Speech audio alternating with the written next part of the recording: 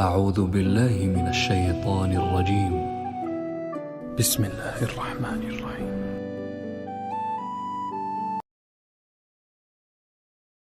شروع اللہ کے نام سے جو بڑا مہربان نہایت رحم والا ہے۔ یاسین، قسم ہے قرآن کی جو حکمت سے بھرا ہوا ہے۔ اے محمد صلی اللہ علیہ وآلہ وسلم، بے شک تم پیغمبروں میں سے ہو، سیدھے رستے پر۔ یہ خدائے غالب اور مہربان نے نازل کیا ہے تاکہ تم ان لوگوں کو جن کے باپ دادا کو متنبع نہیں کیا گیا تھا متنبع کر دو، وہ غفلت میں پڑے ہوئے ہیں۔ ان میں سے اکثر پر خدا کی بات پوری ہو چکی ہے، سو وہ ایمان نہیں لائیں گے۔ ہم نے ان کی گردنوں میں طوق ڈال رکھے ہیں اور وہ ٹھوڑیوں تک پھنسے ہوئے ہیں تو ان کے سر الل رہے ہیں، اور ہم نے ان کے آگے بھی دیوار بنا دی اور ان کے پیچھے بھی، پھر ان پر پردہ ڈال دیا تو یہ دیکھ نہیں سکتے۔ اور تم ان کو نصیحت کرو یا نہ کرو ان کے لیے برابر ہے، وہ ایمان نہیں لانے کے۔ تم تو صرف اس شخص کو نصیحت کر سکتے ہو جو نصیحت کی پیروی کرے اور خدا سے غائبانہ ڈرے، سو اس کو مغفرت اور بڑے ثواب کی بشارت سنا دو۔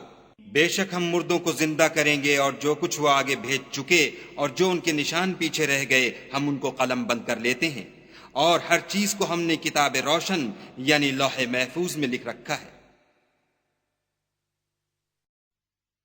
اور ان سے گاؤں والوں کا قصہ بیان کرو جب ان کے پاس پیغمبر آئے، یعنی جب ہم نے ان کی طرف 2 پیغمبر بھیجے تو انہوں نے ان کو جھٹلایا، پھر ہم نے تیسرے سے تقویت دی تو انہوں نے کہا کہ ہم تمہاری طرف پیغمبر ہو کر آئے ہیں۔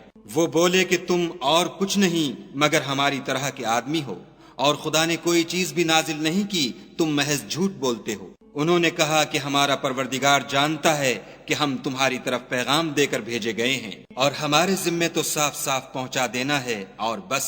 وہ بولے کہ ہم تم کو نامبارک دیکھتے ہیں، اگر تم باز نہ آؤ گے تو ہم تمہیں سنگسار کر دیں گے اور تم کو ہم سے دکھ دینے والا عذاب پہنچے گا۔ انہوں نے کہا کہ تمہاری نحوست تمہارے ساتھ ہے، کیا اس لیے کہ تم کو نصیحت کی گئی، بلکہ تم ایسے لوگ ہو جو حد سے تجاوز کر گئے ہو۔ اور شہر کے پرلے کنارے سے ایک آدمی دوڑتا ہوا آیا، کہنے لگا کہ اے میری قوم، پیغمبروں کے پیچھے چلو، ایسوں کے جو تم سے صلاح نہیں مانگتے اور وہ سیدھے رستے پر ہیں۔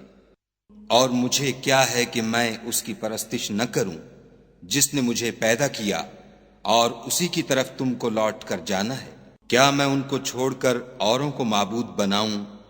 اگر خدا میرے حق میں نقصان کرنا چاہے تو ان کی سفارش مجھے کچھ بھی فائدہ نہ دے سکے، اور نہ وہ مجھے چھڑا ہی سکیں۔ تب تو میں صریح گمراہی میں مبتلا ہو گیا۔ میں تمہارے پروردگار پر ایمان لایا ہوں، سو میری بات سن رکھو۔ حکم ہوا کہ بہشت میں داخل ہو جا۔ بولا کاش میری قوم کو خبر ہو کہ خدا نے مجھے بخش دیا اور عزت والوں میں کیا، اور ہم نے اس کے بعد اس کی قوم پر کوئی لشکر نہیں اتارا، اور نہ ہم اتارنے والے تھے ہی۔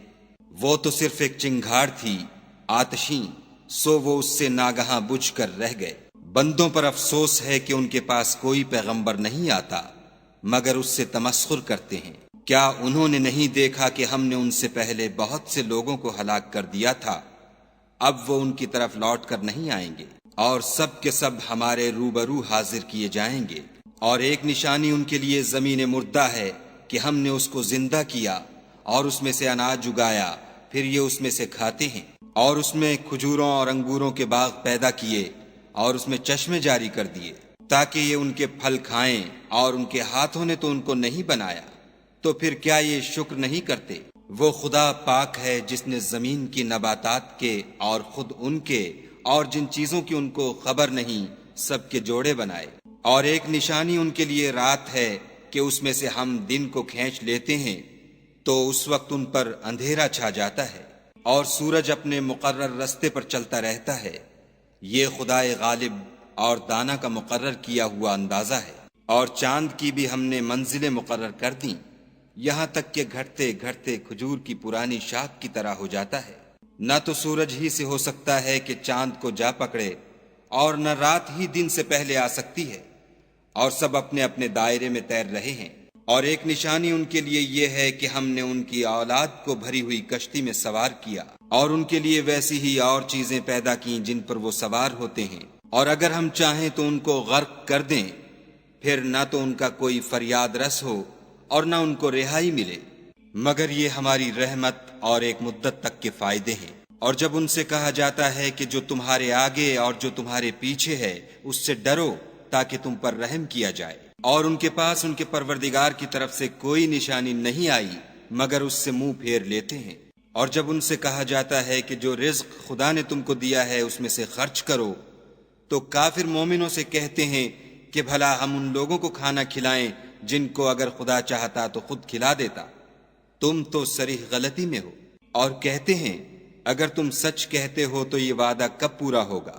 یہ تو ایک چنگھاڑ کے منتظر ہیں جو ان کو اس حال میں کہ باہم جھگڑ رہے ہوں گے آ پکڑے گی، پھر نہ تو وصیت کر سکیں گے اور نہ اپنے گھر والوں میں واپس جا سکیں گے۔ اور جس وقت سور پھونکا جائے گا یہ قبروں سے نکل کر اپنے پروردگار کی طرف دوڑ پڑیں گے، کہیں گے اے ہے ہمیں ہماری خوابگاہوں سے کس نے جگا اٹھایا؟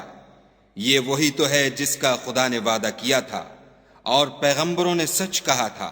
صرف ایک زور کی آواز کا ہونا ہوگا کہ سب کے سب ہمارے روبرو آ حاضر ہوں گے۔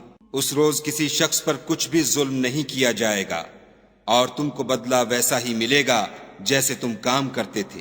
اہل جنت اس روز عیش و نشاط کے مشغلے میں ہوں گے، وہ بھی اور ان کی بیویاں بھی سایوں میں تختوں پر تکیے لگائے بیٹھے ہوں گے، وہاں ان کے لیے بیوے اور جو چاہیں گے موجود ہوگا۔ پروردگار مہربان کی طرف سے سلام کہا جائے گا اور گناہ گارو تم آج الگ ہو جاؤ۔ اے آدم کی اولاد، ہم نے تم سے کہہ نہیں دیا تھا کہ شیطان کو نہ پوجنا، وہ تمہارا کھلا دشمن ہے، اور یہ کہ میری ہی عبادت کرنا یہی سیدھا رستہ ہے۔ اور اس نے تم میں سے بہت سی خلقت کو گمراہ کر دیا تھا، تو کیا تم سمجھتے نہیں تھے؟ یہی وہ جہنم ہے جس کی تمہیں خبر دی جاتی تھی۔ سو جو تم کفر کرتے رہے ہو اس کے بدلے آج اس میں داخل ہو جاؤ۔ آج ہم ان کے منہوں پر مہر لگا دیں گے اور جو کچھ یہ کرتے رہے تھے ان کے ہاتھ ہم سے بیان کر دیں گے اور ان کے پاؤں اس کی گواہی دیں گے۔ اور اگر ہم چاہیں تو ان کی آنکھوں کو مٹا کر اندھا کر دیں، پھر یہ رستے کو دوڑیں تو کہاں دیکھ سکیں گے۔ اور اگر ہم چاہیں تو ان کی جگہ پر ان کی صورتیں بدل دیں، پھر وہاں سے نہ آگے جا سکیں اور نہ پیچھے لوٹ سکیں۔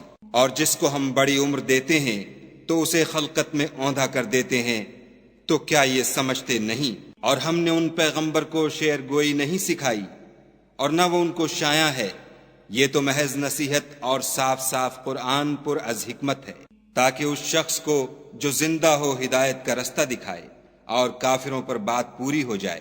کیا انہوں نے نہیں دیکھا کہ جو چیزیں ہم نے اپنے ہاتھوں سے بنائیں ان میں سے ہم نے ان کے لیے چار پائے پیدا کر دیے اور یہ ان کے مالک ہیں، اور ان کو ان کے قابو میں کر دیا تو کوئی تو ان میں سے ان کی سواری ہے اور کسی کو یہ کھاتے ہیں، اور ان میں ان کے لیے اور فائدے اور پینے کی چیزیں ہیں، تو کیا یہ شکر نہیں کرتے؟ اور انہوں نے خدا کے سوا اور معبود بنا لیے ہیں کہ شاید ان سے ان کو مدد پہنچے، مگر وہ ان کی مدد کی ہرگز طاقت نہیں رکھتے، اور وہ ان کی فوج ہو کر حاضر کیے جائیں گے۔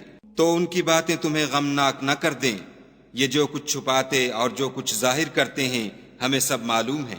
کیا انسان نے نہیں دیکھا کہ ہم نے اس کو نطفے سے پیدا کیا، پھر وہ تڑاک پڑاک جھگڑنے لگا اور ہمارے بارے میں مثالیں بیان کرنے لگا اور اپنی پیدائش کو بھول گیا، کہنے لگا کہ جب ہڈیاں بوسیدہ ہو جائیں گی تو ان کو کون زندہ کرے گا؟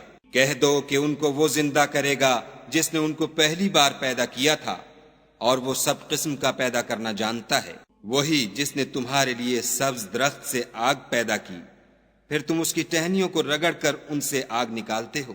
بھلا جس نے آسمانوں اور زمین کو پیدا کیا، کیا وہ اس بات پر قادر نہیں کہ ان کو پھر ویسے ہی پیدا کر دے؟ کیوں نہیں؟ اور وہ تو بڑا پیدا کرنے والا اور علم والا ہے۔ اس کی شان یہ ہے کہ جب وہ کسی چیز کا ارادہ کرتا ہے تو اس سے فرما دیتا ہے کہ ہو جا، تو وہ ہو جاتی ہے۔